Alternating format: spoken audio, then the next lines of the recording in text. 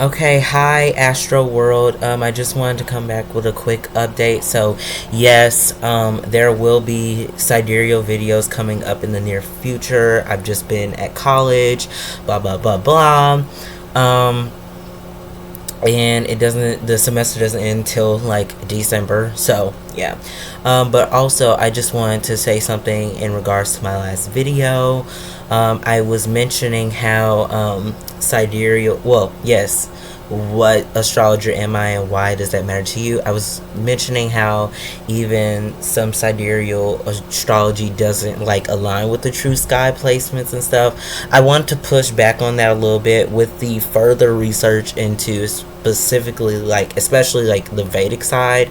Like when I was mentioning my Vedic chart being at 1 degree Saturn in Cancer, I actually did not understand at the time, but now I kind of do. That, after we have left the kind of brightest star within a constellation, that, the next sign or constellation within the ecliptic is kind of the thing that proceeds after. So, for example, like in the sky, Purnavasa Nakshatra would be Beta Geminorids in the sky, and so like that's the second twin, or like that's the twin that's over to the left. And after everything has passed that, then we move into the Cancer Viper. Well, I would say after everything has passed Kappa Geminorids, which is like below that. It's a really small star, you can't really see it that well, but after everything has passed through that, then that's when we have moved into a Cancer vibration. So now I fully understand that. Like I've been trying to understand that with this recent Mars Mercury within sidereal Libra season, and with this Venus under, yeah, I've also even understood for even like Virgo, like the entirety of Virgo does not have to be used when we're looking at the constellations or when we're looking at sidereal. Like literally, after everything has passed the brightest star of Virgo, Spica, that is when we then move over to Libra, but not really quite. I mean, even in Vedic astrology, it goes like Chitra, then Swati, which is Arcturus, which is the star that's a part of Bootes. So we kind of like have that. And then we have Vrishika, which is, within the actual Libra constellation, is really referring to like three stars apart of Libra: Alpha, Beta, and I think Gamma Librae. Someone correct me if I'm wrong, but anywho, actually don't correct me because I will look this up anyway, so you really don't need to. But yeah, anywho, so I found that to be interesting, and I thought, a lot more differently about how we actually then begin to look at the entire ecliptic, and that but I will say again that doing 13, if we're doing sidereal constellation astrology, like doing only 13 in the ecliptic, it would just be kind of incorrect. It would just be kind of incorrect because of the fact that there are a lot more than just Ophiuchus touching the ecliptic. There's a lot more, like Orion, for example, or Cetus.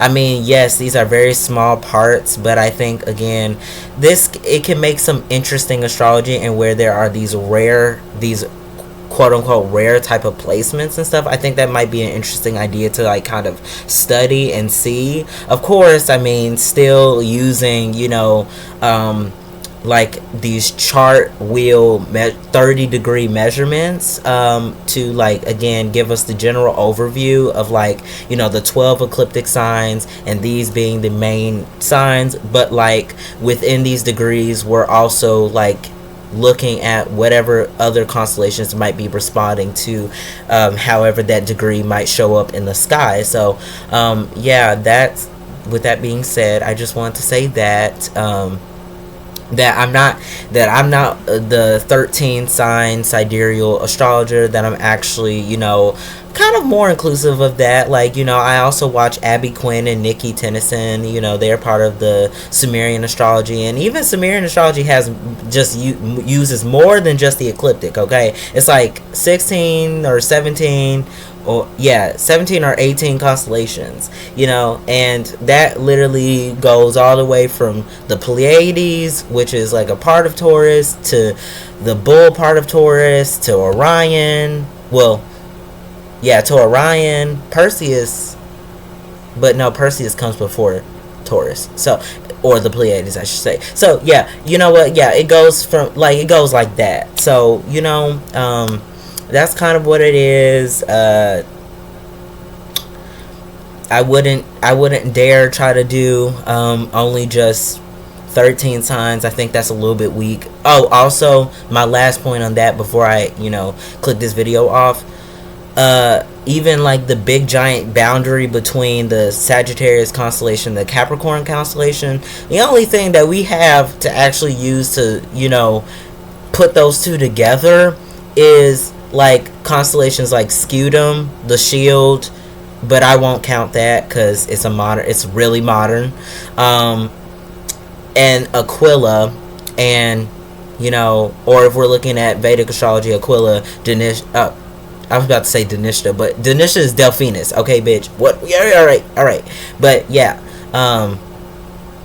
yeah, that's kind of what it is. So like, we would need like Aquila or Delphinus to like kind of, you know, step in, like, you know, whenever we have those like big giant boundaries in the sky, because it wouldn't, I mean, but of course we would still refer to it as like maybe like the beginning of Capricorn. Like, I think Aquila is pretty much, again, the beginning of Capricorn, because like after we leave the Aquarius vibration, the next thing over is Capricorn within the ecliptic. But since it's like kind of far away, like we only have Aquila to like kind of look at to like bridge the gap between them two. So yeah, so a lot of the forecasts and stuff that I'm planning to do will be involving the usage of other constellations.